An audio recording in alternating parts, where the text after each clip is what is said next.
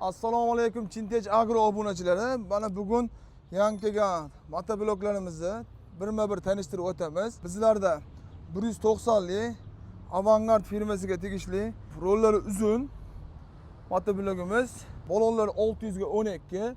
Bu motoblogimizga bemalol jatkalarni o'rnatib, uстановка qilib ham beramiz. O'rnatib ishlatsangiz ham bo'ladi. Bu modelimiz farali, LED faralari bor, benzinli, starterli bo'ladi. Ko'rishingiz mumkin, rollari uzun, korobkalari baquvvat, kardali va qo'shimcha sotuvda manaqa reglovkali pullarimiz ham bor. Bu Avangard firmasiga tegishli motoblogimizni 5 qatordan 10 qator frezalari bo'ladi. Frezalar ham ko'rishingiz mumkin, baquvvat, yaxshisidan bo'ladi. Bu motoblogimizni skidka narxi hozirgi kunda 7 million so'm cheklanmagan miqdorda bor. Ikkinchi motoblogimiz 9 ot kuchli Avangard firmasiga tegishli starterli varianti. Bunimizni balonlari 500 ga 12, korobkalari ham baquvvat bo'ladi. Ko'rishingiz mumkin, akkumulyatorlari ham katta akkumulyator, korobkalari baquvvat, 500 ga 12 balon o'qlari.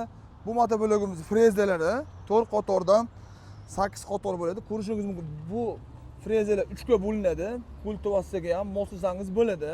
Buni narxini 6 million 200 ming so'm qilib beramiz skidka narxda. Kelishgan holatda dastavka xizmatlari ham bor. Navbatdagi motoblogimiz Avangard brendiga tegishli 177 best starter 9 ot kuchli motoblog, benzin varianti, 500 ga 12 balonlari, korobkalari katta, ko'rishingiz mumkin.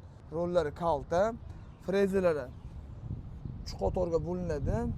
Sifatli, yaxshi frezalardan qalin. Buni narxini skidkada 4 million 850 ming qilib beramiz. Keyingi motoblogimiz 15 ot kuchli Avangard firmasiga tegishli roli kalta, best starter, ozoro variant so'raganlar uchun olib keltirib qo'yganmiz. Bunimizning korobkasi ham baquvvat bo'ladi. Frezalari 5 qatordan 10 qator original frezalar bo'ladi. Buni narxini skidka narxda 6 million so'm qilib qo'yganmiz. Dastavka xizmatlari bor. Kimga qanaqa ma'lumotlar kerak bo'lsa, pastdagi raqamlarga qo'ng'iroq qilasizlar. Barcha ma'lumotlarni olishingiz mumkin.